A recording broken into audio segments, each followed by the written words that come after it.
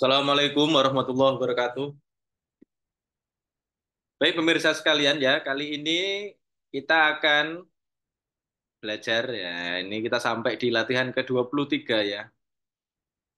Kemarin kita sudah kita sudah latihan untuk menyeimbangkan autonomic nervous system atau sistem saraf otonom ya. Kali ini kita akan belajar praktek menahan nafas ya. Jadi praktek menahan nafas kali ini akan kita lakukan dengan berjalan. Jadi bagaimana nanti caranya kita menahan nafas buat berjalan. Nah, lalu gini pertanyaannya, apa sih manfaat menahan nafas? Kok harus menahan nafas itu kenapa? Gitu. Ya, yang pertama ini, menahan nafas ya. eh, Ketika kita menahan nafas ya, maka apa yang akan terjadi? Yang pertama ini, penahanan nafas menyebabkan gangguan pada keseimbangan asam basa darah. Jadi ketika kita menahan nafas itu ya, sel-sel di dalam tubuh kita itu akan terus mengambil oksigen dari darah. Jadi kan sel-sel tubuh kita itu kan sangat cerdas ya. Jadi ketika kita menahan nafas, dia harus, wah ini kita kekurangan oksigen ini. Nah, makanya oksigen itu akan terus diambil dari darah kita. Nah, hasilnya apa? Akibatnya adalah terjadi penurunan keasaman pada darah selama latihan ini ya. Jadi banyak penyebab sakit itu karena darah terlalu asam. Jadi dikatakan bahwa peradangan itu terjadi karena darah itu terlalu asam. Jadi tingkat tingkat pH darah itu terlalu asam sehingga banyak terjadi peradangan. Jadi misal orang dengan problem diabetes ya itu konsentrasi darahnya terlalu asam sehingga gampang terjadi peradangan. Nah, latihan menahan nafas ini bisa mengakibatkan penurunan keasaman pada darah. Kemudian yang selanjutnya ya, ketika kita menahan nafas, hasilnya adalah kita dapat memperkuat otot-otot pernafasan. Jadi pusat pernafasan di otak itu akan mengirimkan impuls, impuls itu apa sinyal ke otot-otot pernafasan.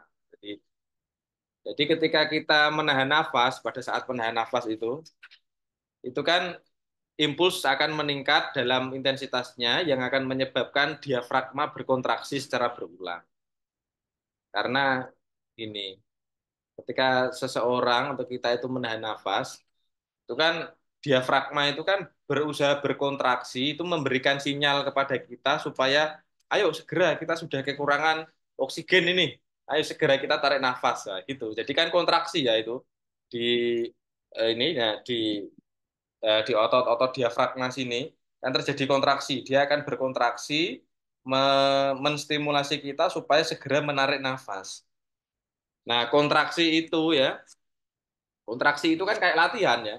Kalau kita angkat beban, nah kita pas pakai dumbbell gitu, latihan beban di tangan gitu, melatih otot-otot tangan. Nah, kita kan apa namanya memunculkan stres ya, memunculkan kontraksi. Nah, itu kalau disengaja sangat bagus. Nanti membuat otot-otot tangan kuat. Nah, kalau ini latihan menahan nafas, nanti otot-otot diafragma itu akan berkontraksi sehingga dapat menguatkan otot diafragma. Jadi menguatkan, jadi lebih kuat gitu. Selanjutnya ya. Ini manfaat yang ketiga, ketika kita menahan nafas, tubuh itu akan mengalami stres. Tapi stres yang positif ya, karena disengaja.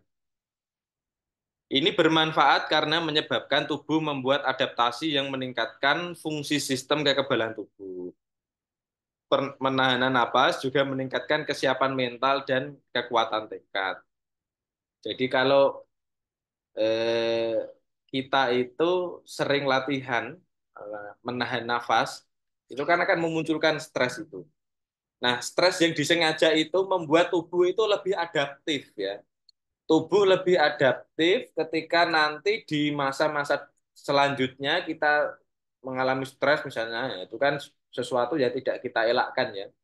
Seandainya nanti di hari-hari atau minggu-minggu berikutnya kita mengalami stres itu kita akan lebih lebih adaptif, lebih gampang menyesuaikan karena apa? Karena kita sering berlatih sering berlatih membuat tubuh kita itu stres yang disengaja tadi. Nah, gitu ya. Nah, sekarang kita langsung ke latihannya ini ya. Ini efek-efek kurang lebih efek-efek yang ketika muncul ketika nanti kita latihan menahan nafas ya. Yang pertama menciptakan rasa kekurangan udara yang sedang hingga kuat. Jelas ya ketika kita menahan nafas ya pasti muncul efek-efek apa namanya? Efek kekurangan udara itu pasti muncul, kekurangan oksigen, pengen segera tarik nafas mulai dari ringan, sedang sampai kuat. Kemudian mengaktifkan diafragma. Tadi sudah saya jelaskan, ketika kita menahan nafas, otot diafragma itu berkontraksi, jadi aktif dia. Nah, ini nafas yang digunakan nafas perut ya, atau nafas diafragma. Kemudian meningkatkan kekuatan otot pernapasan, nah, ini jelas ya. Meningkatkan fungsi kekebalan tubuh. Nah, banyak sekali ini manfaatnya. Meningkatkan kapasitas aerobik dan anaerobik, menghasilkan glikolisis anaerobik tanpa perlu melakukan latihan fisik yang intens. Jadi, glikolisis anaerobik itu singkatnya gini, tubuh itu menghasilkan apa namanya energi dengan mengolah gula. Jadi, mengolah intinya singkatnya yang mengolah gula menjadi energi gitu. Jadi glikolisis anaerobik tanpa perlu melakukan latihan fisik yang intens. Nah, biasanya glikolisis anaerobik ini diperoleh ketika kita latihan fisik yang berat. Misal kita lari sprint, nah, atau angkat latihan angkat beban gitu yang berat gitu. Nah, itu energi diambil dari glukosa dalam darah ya. Nah, kalau kita latihan menahan nafas itu kita bisa ini menghasilkan glikolisis anaerobik tanpa kita perlu melakukan latihan fisik yang berat atau yang sangat intens tadi. Nah, ini catatan ya. Catatan yang sangat penting. Latihan ini hanya sesuai untuk mereka yang dalam keadaan sehat. Jadi ini hanya untuk orang-orang yang sehat saja. Kalau teman-teman pemirsa sekalian ini sedang kurang enak badan, sebaiknya jangan. Jadi kalau sedang kurang enak badan, silahkan latihan nafasnya, tetap latihan nafas yang ringan-ringan. Misalnya nafas 3-3, ya nafas ritmis itu nafas 5-5 kalau kuat. Kalau tidak kuat ya 3-3 atau 2,5-2,5.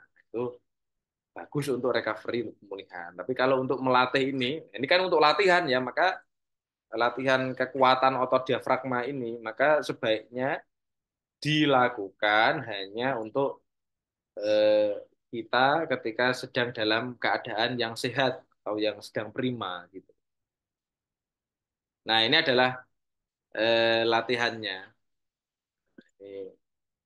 Jadi awalnya, nah kita simak satu-satu ya. Awalnya kita berdiri dulu. Jadi berdiri, tenang, nafas biasa. Jadi tarik nafas lewat hidung, hembuskan nafas lewat hidung ya. Nafasnya hidung-hidung. Jadi setelah tarik nafas, hembuskan nafas beberapa saat sudah dilakukan, kemudian kita bisa mulai menekan hidung kita, menyumbat ya, menyumbat hidung kita disumbat ya, biar udara tidak bocor ya. Nah, ketika disumbat itu kan tidak ada udara yang masuk maupun keluar ya. Jangan izinkan udara itu masuk atau keluar. Setelah itu silakan bisa berjalan ya sambil berjalan biasa. Nah, ketika merasa medium hunger for air, jadi eh, sudah merasa kekurangan udara yang sedang gitu, naikkan, tingkatkan pace-nya, langkahnya, jadi lebih cepat. Jadi langkahnya dipercepat atau mungkin bisa sambil jogging. Nah, kemudian Continue jogging until you feel a strong hunger for air. Jadi kalau jalan cepat, sudah jalan cepat, nanti semakin nganu dibuat lari dikit-dikit ke jogging. Jangan lari yang sprint ya. Ketika sudah nggak kuat nih, ketika sudah sangat nggak kuat, lepaskan. Jadi hentikan larinya, kemudian jalan, jalan kaki ya. Jalan kaki, terus lepaskan tadi eh, tangannya tadi dilepaskan, kemudian kita bernapas secara normal. Nah, nafasnya ini ya ketika bernafas ini sebaiknya sepelan mungkin ya. Bagaimana video-video yang sudah kita sampaikan di sebelumnya tentang nafas LSD itu, jadi nafasnya yang ringan, yang sesedikit mungkin, ringan, sedikit dan dalam. Ya pasti ini sangat susah ya karena kita mesti ngos-ngosan ini. Saya juga beberapa kali praktek ya masih rodok, masih agak ngos-ngosan ya, tapi memang harus kita latih. Nah, ketika kita sudah merasa nyaman, sudah istirahat, detak jantung kita sudah pulih, sudah normal kembali, kita bisa mengulanginya. Jadi repeat lagi. Nah, gitu ya kurang lebihnya. Jadi eh, berdiri, diam dulu, kemudian nafas biasa. Setelah itu dicubit hidungnya biar tidak ada udara yang masuk maupun keluar. Setelah dicubit hidungnya, kemudian jalan, jalan pelan-pelan gitu.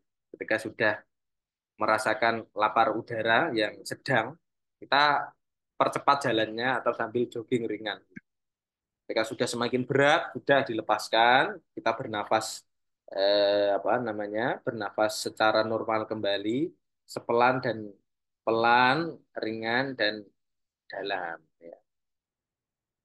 Setelah itu, kita, setelah bernafas ringan, kemudian pernafasan kita sudah pulih kembali, nah, kita bisa mengulangi. Nah, kalau pemirsa yang masih bingung ya, bisa nanti komen di bawah. Akan kita jelaskan mungkin di video-video selanjutnya kalau masih bingung atau mungkin ada request atau apa silakan bisa komen, like dan subscribe di akun YouTube kita atau nanti bisa menghubungi email kita di tasawufindonesia.com ya. Ya, berikut adalah eh, apa namanya untuk video latihan nafas hari ini ya. Sekali lagi saya sarankan ya, ini hanya dilakukan bagi orang yang sehat. Dan kalaupun Anda merasa kondisinya sedang sehat, sedang prima, tapi masih ragu, ya butuh pendampingan. Saya sangat menganjurkan butuh untuk didampingi. Karena khawatirnya ketika teman-teman nanti menahan nafas yang sangat dalam dan berat dan nggak kuat, nanti bisa mungkin bisa pingsan dan sebagainya agak repot ya. Nah, sebaiknya sebaiknya latihan ini perlu pendampingan, jadi perlu didamping. Terima kasih. Assalamualaikum warahmatullahi wabarakatuh.